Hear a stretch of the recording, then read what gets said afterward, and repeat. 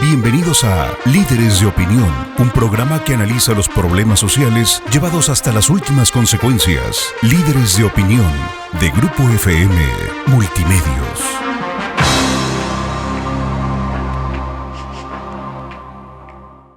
Hola, ¿qué tal? Buenos días. Bienvenidos a su programa Líderes de Opinión. Soy su servidor Francisco Ávila Camberos, a sus órdenes, conduciendo esta mañana el programa y también compartiendo con ustedes pues la grata noticia de que tenemos aquí en el estudio a una personalidad en el área académica.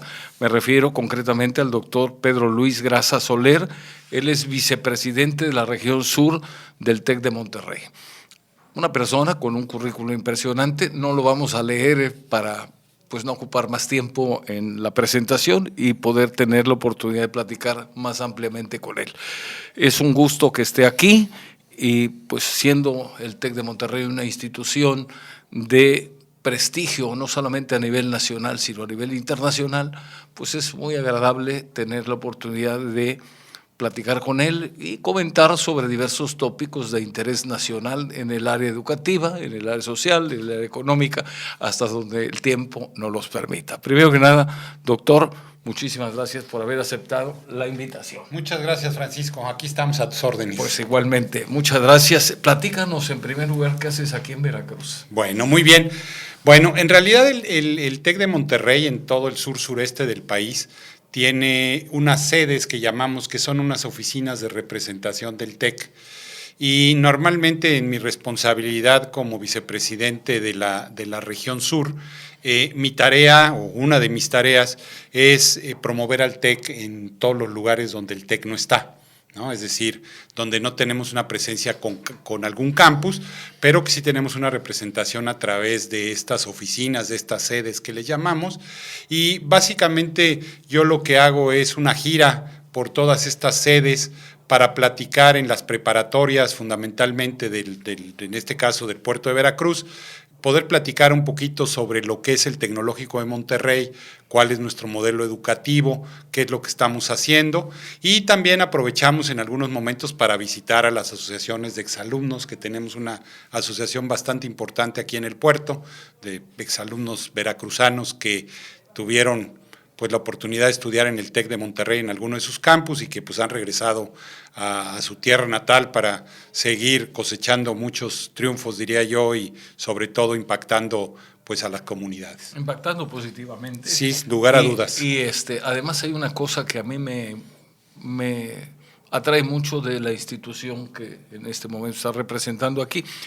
El TEC de Monterrey no solamente se ha preocupado por preparar a buenos profesionistas, indudablemente. La prueba de ello es el éxito que ha tenido. Claro. A pesar de que las colegiaturas no son muy económicas, que digamos, pero pues todo el mundo que tiene posibilidades o que tiene inclusive alguna alternativa de una beca quiere ir a estudiar allá.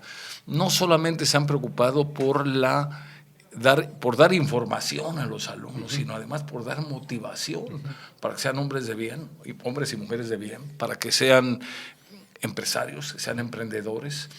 En la escuela oficial, cuando yo estudié, pues la teoría era de que todo el mundo saliera a buscar empleo.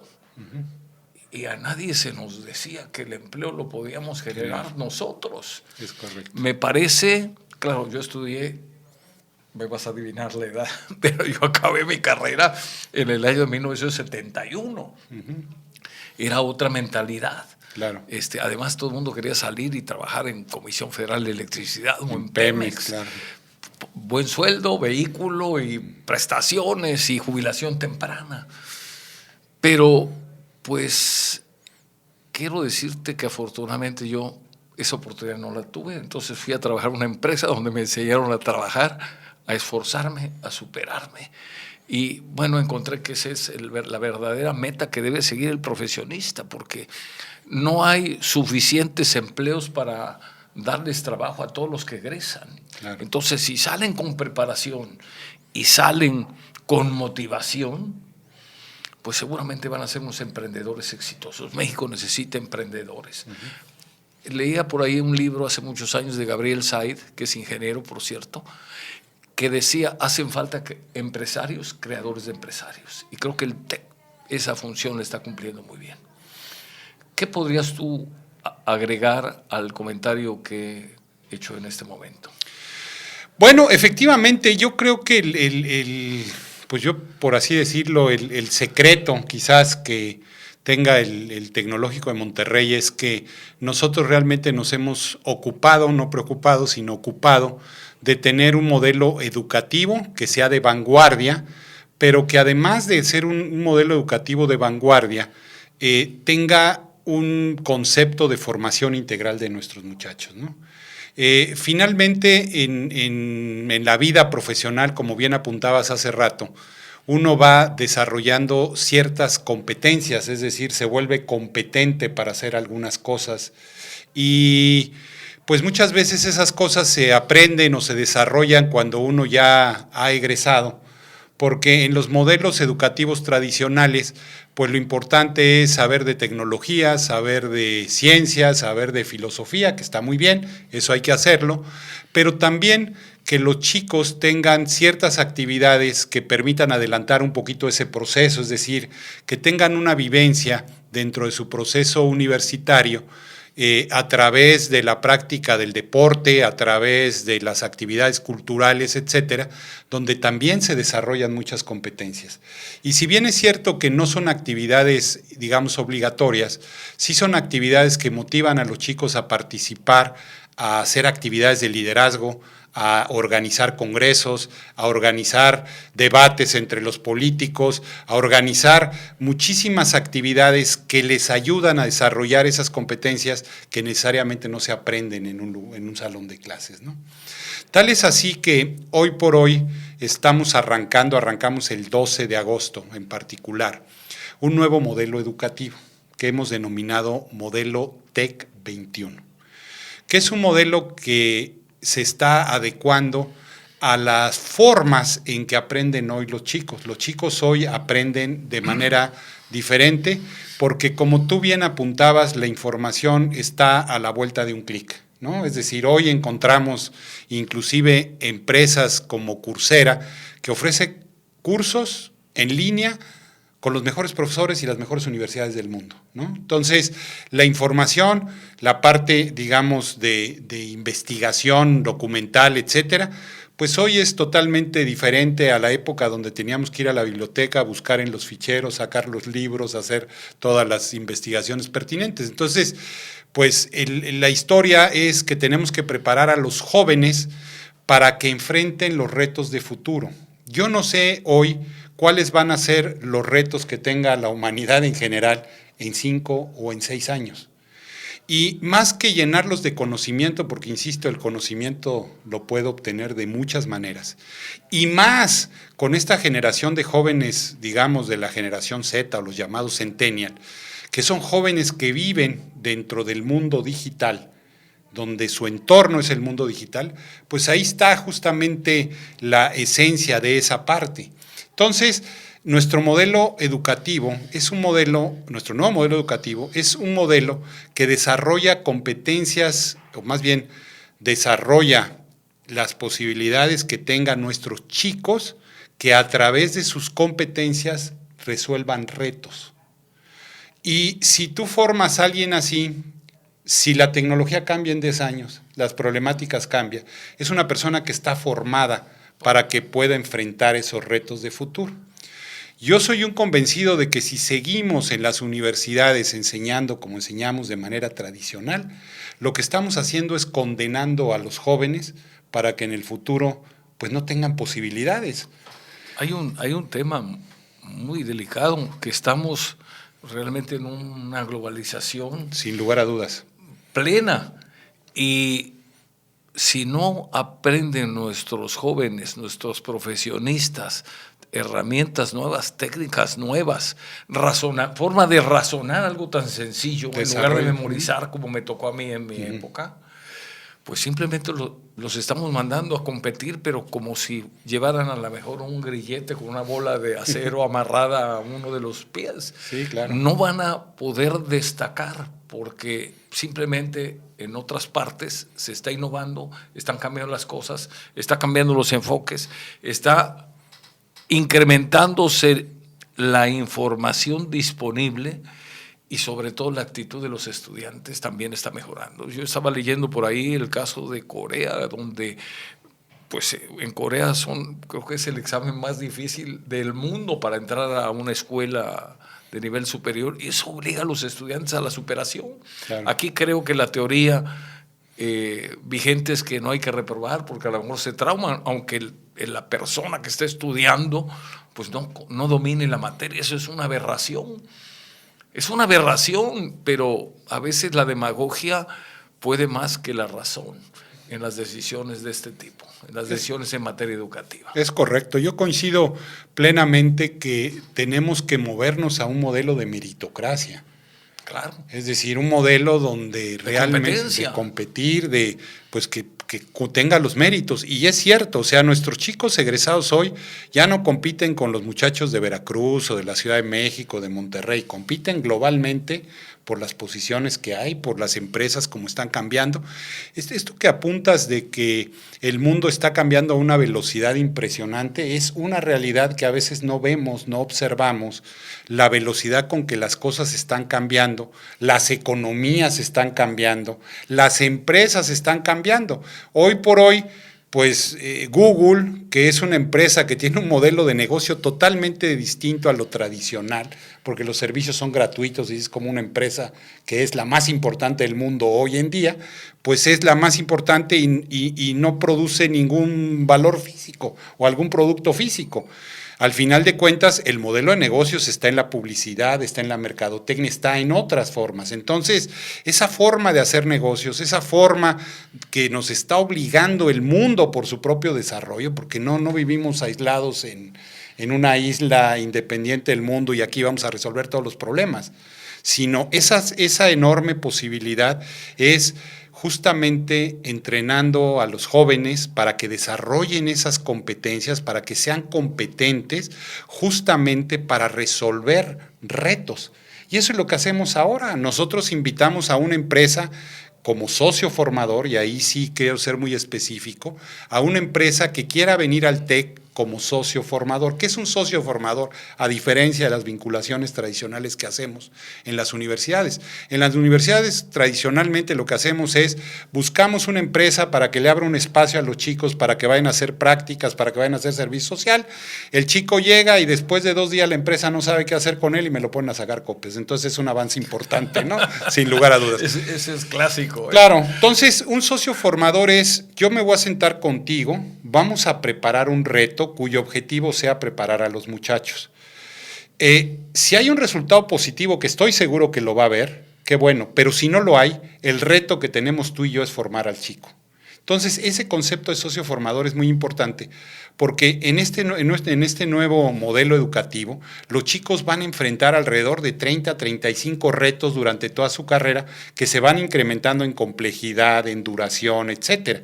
Pero hoy por hoy, les puedo decir que nuestros estudiantes a nivel nacional de la Escuela de Negocios ya enfrentaron su primer reto real con Coppel.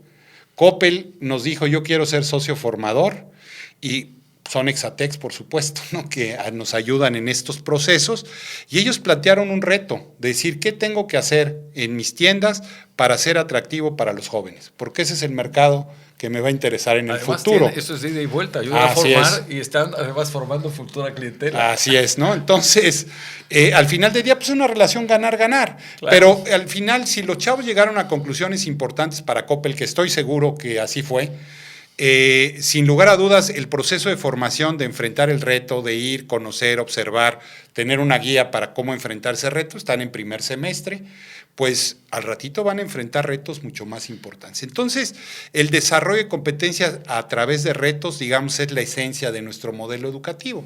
Los chicos ahora llevan 3 materias y llevan un bloque donde resuelven un reto. Y alrededor de ese bloque hay módulos de aprendizaje que le dan las herramientas al chavo para que pueda enfrentar ese reto. Esto que mencionas es tan positivo que al mismo tiempo al joven le van mostrando el campo o el área donde va a trabajar cuando sea profesionista. Sí, claro. Resulta una situación frustrante cuando a lo mejor alguien va, estudia, está 5 años, en mi época eran 5 años los que había que estudiar la carrera, y resulta que sales y te enfrentas a algo totalmente distinto a lo que estudiaste. Claro, claro.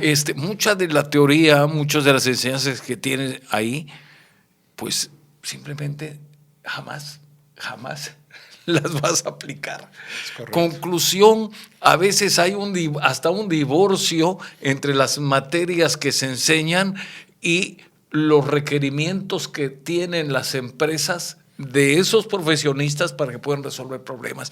Creo que es una forma muy inteligente, muy interesante de ir integrando a las empresas con los jóvenes. Así, si alguien en el primer año o en el primer semestre dice esto no es lo que yo esperaba, pues todavía tiene la oportunidad de cambiar, pero de otra manera llevarse esa sorpresa cuando ya saliste, bueno, pues ahora, en lugar de formar profesionistas felices, exitosos, van a ser profesionistas frustrados. Sí, claro. Que acaban trabajando en una cosa totalmente distinta. Vamos a ir a una pausa, si te parece, con y mucho regresamos. Gusto. Gracias. Seguimos platicando en su programa Líderes de Opinión con el doctor Pedro Luis Grasa Soler, vicepresidente de la región sur del TEC de Monterrey.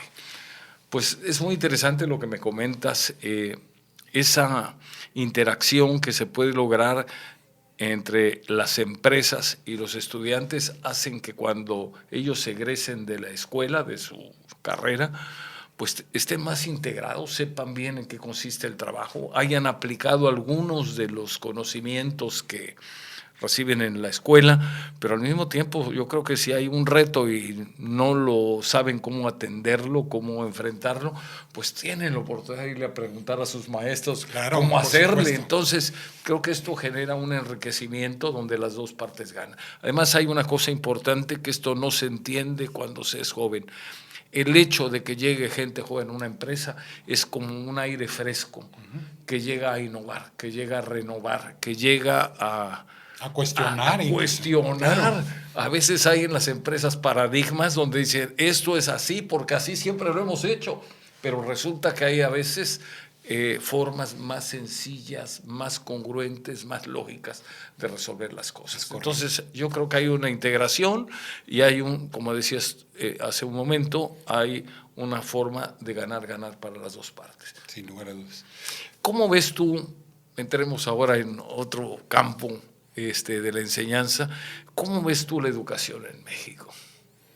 Híjole, con toda franqueza. Sí, claro, por supuesto. Yo creo que tenemos un enorme reto como país. No podemos negar que el mundo se mueve y se seguirá moviendo a la velocidad que se mueve, que es verdaderamente impresionante y que no nos damos cuenta.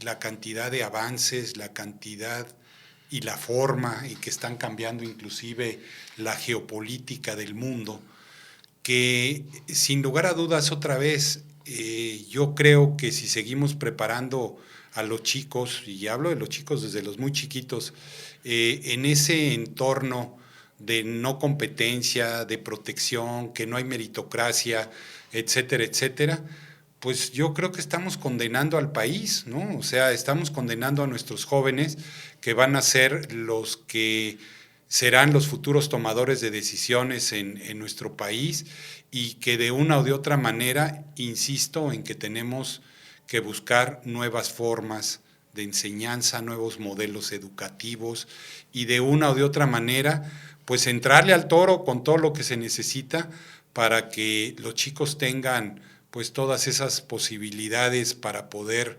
distinguirse en lo que tengan que distinguirse o en lo que tengan que hacer. Entonces, a veces pensamos que porque encontramos una garbanza de a libra en una ranchería donde encontramos un chavo súper talentoso, pues a veces en eso se queda, en encontrar a un chavo talentoso en lugar de potenciarlo. Y aquí sí quisiera hacer una reflexión porque un poquito la idea del Tecnológico de Monterrey a un futuro, pero pues es una cuestión de recursos, es que podamos tener a los mejores talentos en el TEC de Monterrey, no importando su condición socioeconómica. Y aquí me gustaría hablar de un programa… ¿Eso sería a través de becas, estímulos? Sí, y de gente generosa. Y de gente generosa que los apadrine. Exactamente. En realidad nosotros lanzamos hace 6 años un programa que denominamos Líderes del Mañana. Y estamos captando en ese programa, que es una beca del 100% para que los chicos estudien en el tecnológico. Estamos buscando chicos que sean talentosos, pero que además demuestren tener un nivel de liderazgo en su comunidad para que de esa manera puedan ser seleccionados en este programa. Nosotros tenemos ahorita 1,200 jóvenes becados a nivel nacional en este programa. Ya graduamos a los primeros chicos de este programa y ya tenemos resultados, yo diría, pues muy interesantes, inclusive de retorno de inversión, yo diría, ¿no? Porque al final de cuentas es una inversión. La historia es que un programa de esta naturaleza pues requiere de muchos recursos y afortunadamente ha habido muchas personas en todo el país que han sido, sin lugar a dudas, los benefactores de este programa, los donantes de este programa, que nos ha permitido construir, todavía no lo hemos terminado porque necesitamos todavía muchísimo más dinero, un fideicomiso o lo que las universidades norteamericanas llaman un endowment, donde ese endowment es a perpetuidad, es decir, que tengamos en ese fondo la cantidad suficiente de dinero para que con los intereses podamos financiar a estos chicos, ¿no? Entonces, si hay una ocupación, no es preocupación, una ocupación del TEC por formar a los mejores talentos del país, no importando sus condiciones socioeconómicas, pero como le repito, como te decía, en realidad pues necesitamos dinero para hacer eso, ¿no? Nosotros no tenemos ningún subsidio ni ninguna otra cosa que nos asegure esto. Una de las cosas más impactantes es que nosotros traemos a estos chicos al tecnológico, se gradúan y en promedio, si el chico se hubiera quedado en su ciudad, hubiera seguido su trayectoria dentro de su ciudad, su pueblo, su ranchería, pues hoy tendría un salario calculado de 8 o 9 mil pesos. Un chico que participa en este programa, que sale a trabajar, gana por lo menos 20 mil pesos. El doble, más Entonces el retorno de la inversión. Uh-huh. Pero además lo interesante de esto es que estos chicos son chicos muy agradecidos y que ellos mismos han motivado ya sin ningún compromiso, porque el compromiso es que estudien el TEC, que mantengan sus promedios, que hagan sus proyectos, que sigan contribuyendo con proyectos en su comunidad, etcétera. Pero lo más interesante es que estos chicos son verdaderamente agradecidos y ellos mismos han buscado la forma y hicieron un compromiso de que cuando ellos estuvieran en condiciones iban a aportar cantidades de dinero para que se pudiera hacer, para continuar este programa y colaborar, como mucha gente ha colaborado, para que ellos pudieran estudiar en el TEC. Lo interesante de esto es que estos mismos chicos ya crearon ellos mismos una beca que se llama De Líder a Líder, para apoyar a un chico líder del mañana, recabando, haciendo recolectas de dinero, buscando donantes, ellos mismos, para poder lograr ese sueño que ellos prometieron de tener una beca que le llaman De Líder a Líder, ¿no? O sea, una beca de los líderes del mañana a un nuevo líder. Entonces, al final de cuentas, otra vez es una cuestión de meritocracia, como yo decía hace un momento. Como en todo, ¿no? En la vida, ¿eh? Sí, señor. Como todo en la vida. Así si yo es. quiero ir a ver a un médico porque estoy enfermo y hay 20 médicos con la especialidad que necesito, ¿a quién voy a ver? Pues voy a ver al que sepa que es más capaz, Claro. que es más certero en sus diagnósticos, que tiene más personas agradecidas porque los curó, y no ir a cualquiera, pues porque simplemente a lo mejor no tiene los conocimientos necesarios y en lugar de curarme me mata. Así es. Bueno, esto me recuerda inclusive una universidad, el letrero de una universidad en Sudáfrica que dice más o menos que médicos mal preparados de las universidades son aquellos que causan la muerte de sus pacientes, y ingenieros mal preparados en sus universidades, pero saliendo en montón, sin los méritos, sin los merecimientos, sin los conocimientos necesarios, pues se les caen las construcciones. Entonces es importantísimo que tengamos profesionistas brillantes, bien preparados, bien motivados.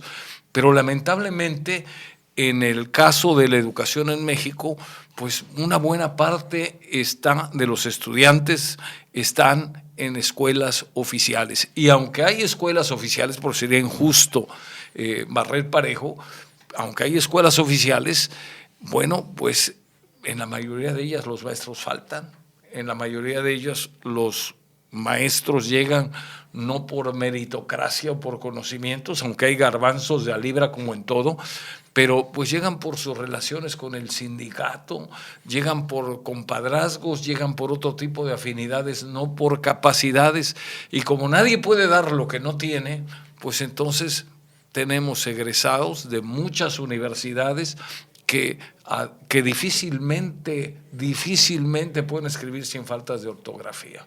Para que nos demos una idea del drama que vivimos. Claro. Ya no se hable de los egresados de secundaria, porque muchos de los estudiantes mexicanos nada más llegan a secundaria o a primaria. Yo recuerdo que cuando estudié hace muchísimos años, pues simplemente en la primaria nos enseñaban hasta un oficio, nos enseñaban encuadernación, para que si había alguien que ya no podía estudiar, tuviera algo en qué ganarse la vida, claro. Cómo sostenerse. Era otra cosa, ¿no? Bueno, en sexto año de primaria nos enseñaban a hacer un vale, a hacer un recibo, a hacer una carta de recomendación, hasta eso en la primaria. Yo estoy seguro que un muchacho de universidad, pues a lo mejor un buen porcentaje de ellos no saben ni cómo hacer un recibo, hacer una factura, o hacer una carta de recomendación, o hacer un vale, o hacer un pagaré, o hacer una letra. No, vaya, hemos perdido el rumbo porque lamentablemente la educación se ha politizado. En buena parte la educación pública en México se ha puesto en manos de los sindicatos y alguien me decía con mucha tristeza, han puesto la educación al servicio de los sindicatos, no la educación al servicio de los alumnos. Entonces, de nada sirve gastar miles de millones de pesos al año cuando resulta que no son bien aprovechados. Y cuando algo en un país con tanta escasez como el nuestro, con tantas limitaciones, el dinero se desperdicia porque no se aprovecha, porque en Oaxaca, en Chiapas, en donde está la CENTE, por ejemplo, pues resulta que a lo mejor solamente se cumple con el 50%, el 60% de los días que marca el calendario escolar. Entonces eso es terrible, terrible. Son los estados más atrasados donde domina este sindicato. Y ahora con las nuevas reformas pues les han dado más, alguien decía, y a lo mejor es un término muy duro, pero lo voy a repetir, que nadie se escandalice, pero dice, le han puesto alas a los alacranes.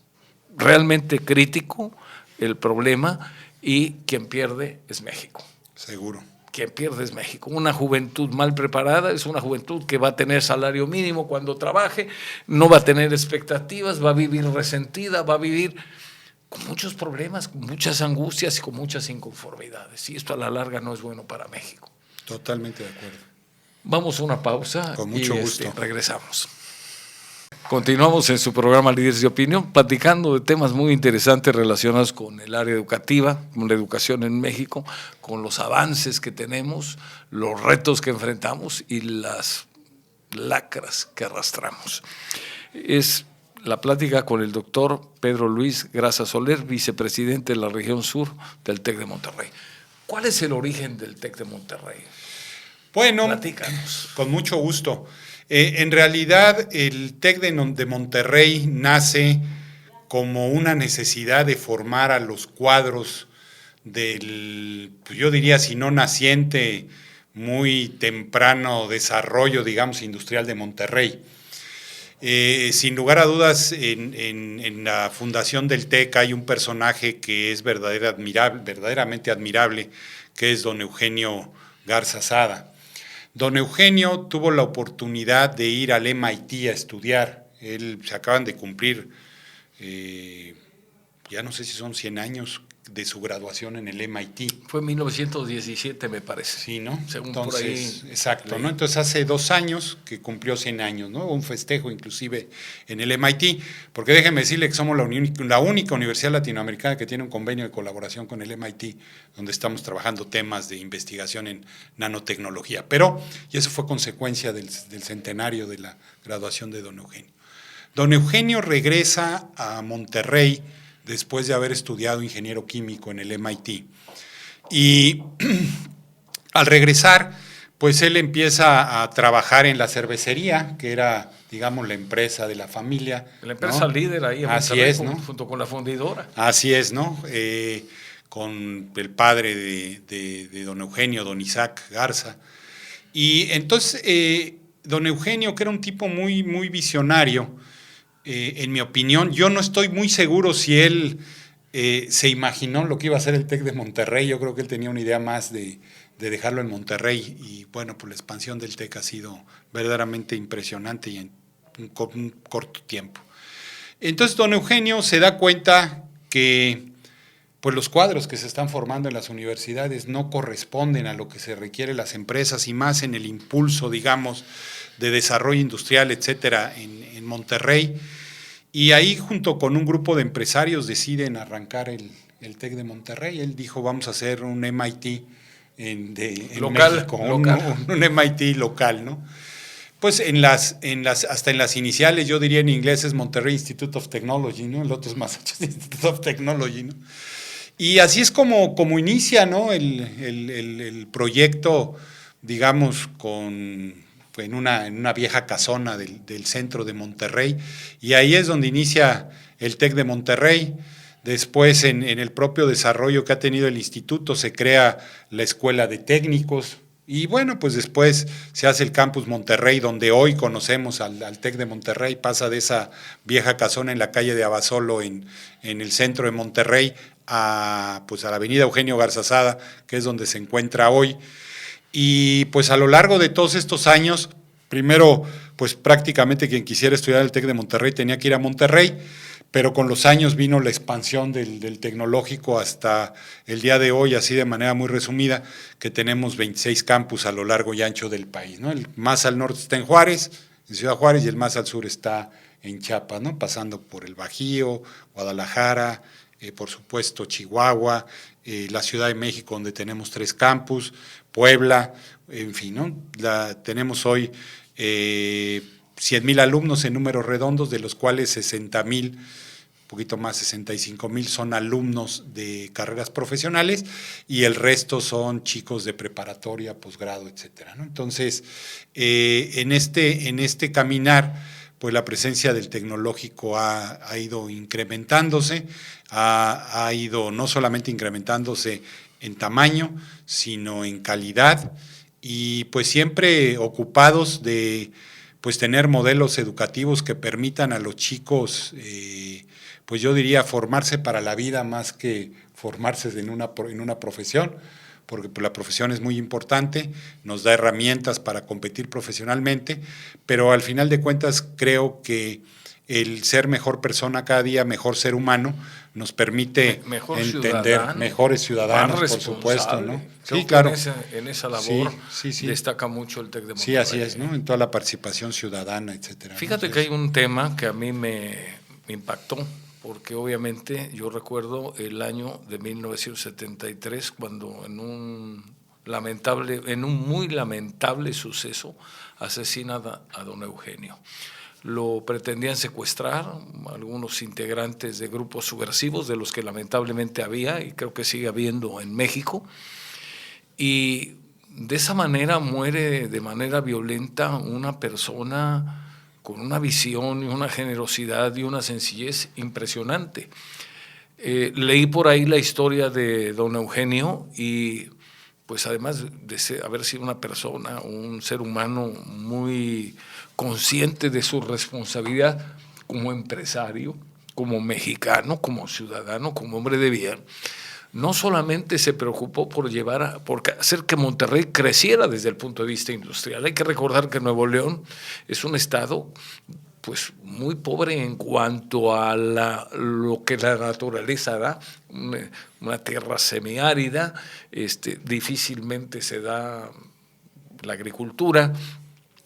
Antes vivía del comercio y dependía mucho de Estados Unidos, pero llega alguien y se da cuenta que tiene que hacer algo, concretamente Monterrey, empiezan a generar industria, pero además en una forma muy especial, que hay que reconocer y resaltar porque muchas personas no lo conocen o no lo saben. Empieza a generar, a invertirse en industria, esa industria genera empleos mejor pagados y con una visión social impactante para la época. Don Eugenio y los empresarios que lo acompañaban en esa aventura, en ese reto que tenían que vencer, pues se preocupa por darle guarderías a los hijos de sus trabajadores, se preocupa por darles vivienda a esas personas, a los servicios servicios médicos, cuando no existía el Seguro Social ni existía el Infonavit. Es un concepto totalmente diferente al que había en el pasado, porque antes una de las formas de pensar que había, digamos, hasta el siglo XIX era el que tiene un negocio hay que sacarle el máximo provecho y para poder sacarle el máximo provecho hay que pagarle a su personal el menor o el sueldo más bajo posible. Él, junto con los empresarios que lo acompañaron en esta aventura, le dio a la empresa una vocación social. Es correcto. Interesantísimo. Es un ejemplo de generosidad, es un ejemplo de visión, es un ejemplo inclusive de compartir. Y yo creo que ese fue el gran mérito de este grupo de empresarios, porque no solamente se preocuparon por las utilidades para sus accionistas, que también había que cuidarlos y había que motivarlos a que siguieran invirtiendo, sino también en una forma muy completa, muy integral, se preocupó por el bienestar de sus colaboradores. Todavía ahora Monterrey es un referente en cuanto a salarios.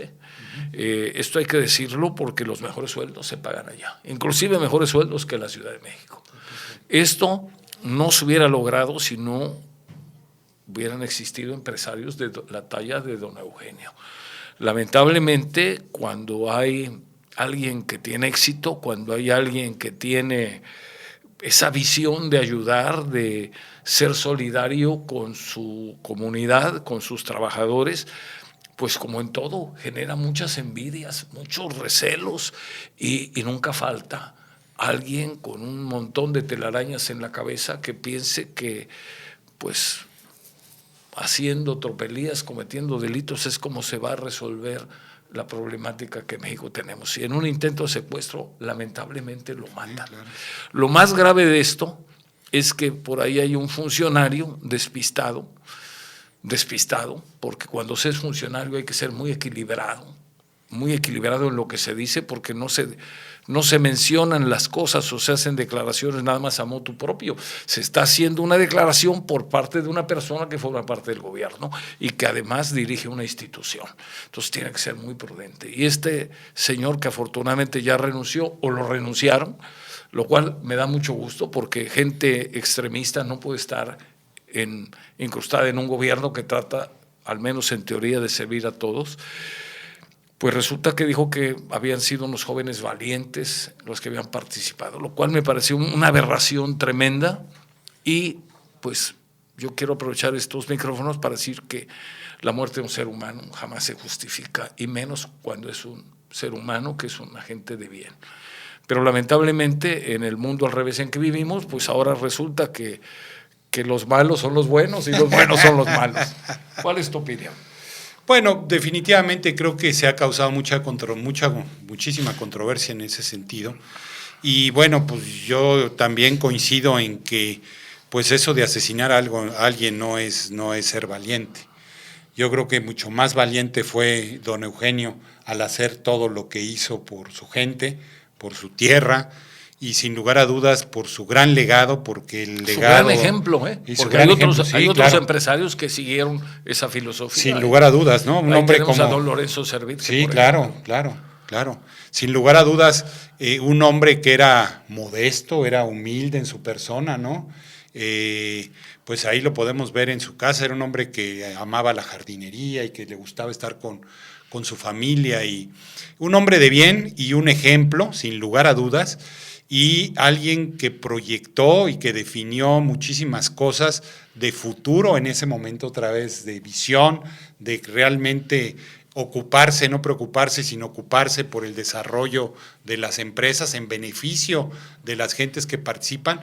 Porque bueno, en esa filosofía, si la gente está bien, si la gente está cuidada, si tiene salud, si tiene educación, si tiene guarderías, pues la gente va a rendir mucho más y va a entregar más su trabajo cotidiano.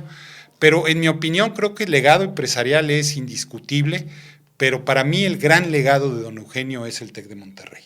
Desde luego. Ese es el gran legado. Porque una empresa de Monterrey pues funciona en Monterrey, claro, genera empleos en Monterrey, pero una institución de educación superior como es el TEC de Monterrey promueve bien común, promueve conocimiento, pero además en todo el país, porque tienen varios campus diseminados en México. En todo el país.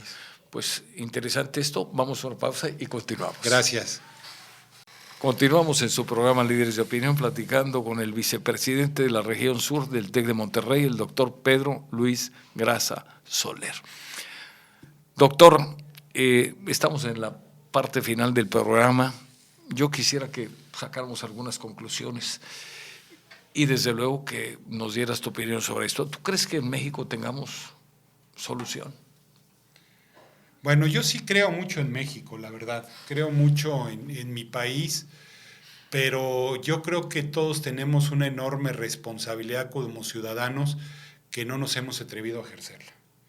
Yo creo que hay muchos mexicanos de bien que pueden, sin lugar a dudas, incidir y participar en el desarrollo en México. Sin embargo, yo creo que pues, lo estamos dejando un poquito al azar, ¿no? A ver cómo ocurren las cosas. Y pues yo creo que debemos que tener una participación mucho más activa. Es una responsabilidad de todos el que este país tenga lo que se merece. Es el discurso ya trillado de que los jóvenes van a ser el futuro. Pero ¿qué estoy haciendo yo hoy, el día de hoy, en beneficio del entorno, en beneficio de la educación, en beneficio de exigir lo que realmente tenemos que exigir? Y no se trata de ser subversivos, ni mucho menos, simplemente se trata de exigir lo que se tiene que exigir, y eso para mí es ejercer una ciudadanía responsable. Fíjate que tienes mucha razón, porque yo desde luego soy un convencido que en México hay solución, y la solución ¿en quiénes está? Entre los ciudadanos. Pero lamentablemente por la formación que tenemos la mayoría, estamos esperando que venga algo así como del cielo a resolvernos nuestros problemas, o que venga un líder que nos diga no se preocupen, todo va a estar bien y con una varita mágica resuelva todo. Pues eso no existe. Claro. Eso no existe. El líder que resuelve todo no existe, a lo mejor existe en el discurso, pero ese discurso trasladado a la práctica, a la vida diaria, no funciona.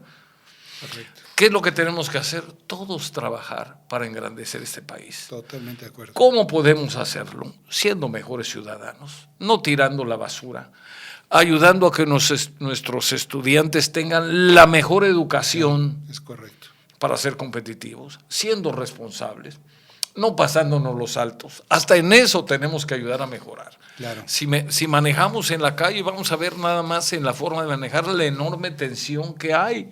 Todo el mundo quiere pasar, todo el mundo está desesperado, separa los automovilistas en lugares prohibidos, 1, 2, 3, 4 filas estacionados.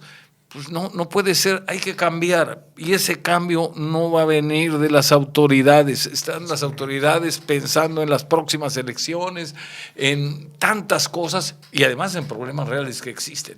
Pero si todos los mexicanos nos ponemos la camiseta de México y empezamos a trabajar para lograr esto, inclusive partiendo de nuestra propia superación, creo que vamos a abonar para lograr esto. Me decía una persona que invité hace unas semanas a platicar aquí, dice, en los países socialistas hay un motor grandote que mueve la economía.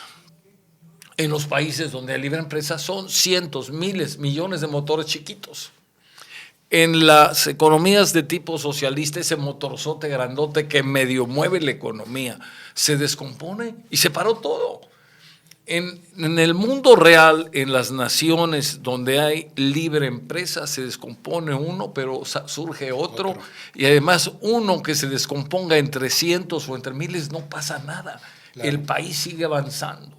Por eso necesitamos revisar muchas cosas, impulsar la libre empresa, lograr un gobierno que sea un gobierno que gobierne y que no le malhaga al empresario, porque genera las empresas del Estado, la gran mayoría tienen pérdidas por ineficiencia, por saqueo, por exceso de personal, por poner personas incompetentes a dirigirlas. Estaba viendo en una ocasión un cuadro comparativo de qué actividad habían desarrollado antes los CEO de las empresas petroleras más grandes del mundo, y había uno que tenía un doctorado en materia petrolera, otro era un experto en energéticos, otro, y el nuestro, el antecedente que tenía inmediato es haber sido dirigente de un partido político. ¿Cómo vamos a poner a manejar a una empresa que tiene empleados, que tiene trabajadores, que tiene clientes, que tiene metas, a una persona que jamás en su vida ha administrado nada? Ese creo que es el gran fracaso que tenemos en México, y me da la impresión que lo vemos como algo normal. No, si yo voy a poner a dirigir una empresa, en ese caso mi empresa, a alguien, pues tendré que escoger a alguien que sea mejor que yo. Claro. Alguien que sea mejor que yo. Por si voy a poner a uno incompetente y además con fama de ratero, pues lo más seguro es que en un año la empresa, o antes, la empresa haya desaparecido. Entonces yo creo que tu conclusión es muy buena. Tenemos cada quien que hacer nuestra parte. Sin lugar a dudas. Y en la medida que lo hagamos, vamos a salir adelante como nación. Claro que se puede. Si pueblos que han sido destruidos, como el pueblo japonés, como el pueblo alemán, que sus ciudades fueron arrasadas hace no muchos años. Digo, en la historia, en los años que lleva la historia del hombre sobre la tierra, pues yo creo que es un caso relativamente reciente. Fueron arrasados durante la guerra, claro, y ya se recuperaron, y ahora Alemania es quien rige.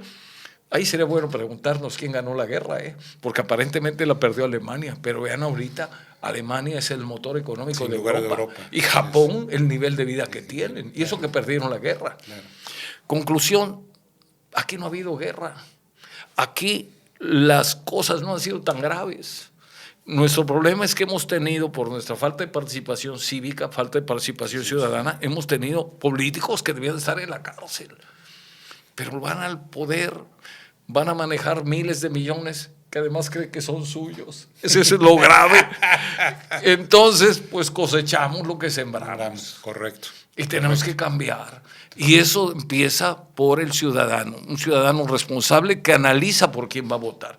Y no va a votar por rencor, por molestia o porque yo siempre he votado por tal persona o por tal partido. No, tenemos que ser selectivos. Y otro detalle, tenemos que ver más a la hora de votar por las personas, más que por los partidos. Es correcto, es correcto.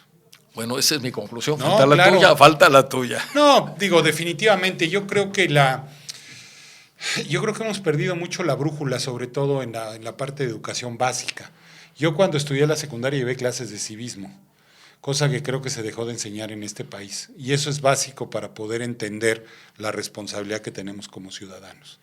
Si nosotros no insistimos en que desde la preparación básica adquieran los niños ese compromiso, que yo también siento que los niños y los jóvenes son más conscientes en esos temas, si no reforzamos, si no preparamos a nuestros chicos para ese tipo de cosas, pues el secreto, en mi opinión, está en que mejoremos nuestros sistemas educativos. Es la base. Si nosotros mejoramos nuestros sistemas básicos educativos, lo demás va a fluir porque va a obligar a tener muchas universidades de muy alto nivel, ¿no? No puede ser que en los rankings mundiales de clasificación de universidades, como es la organización QS, solamente haya 2 universidades mexicanas entre las primeras 200, que son la UNAM y el TEC de Monterrey.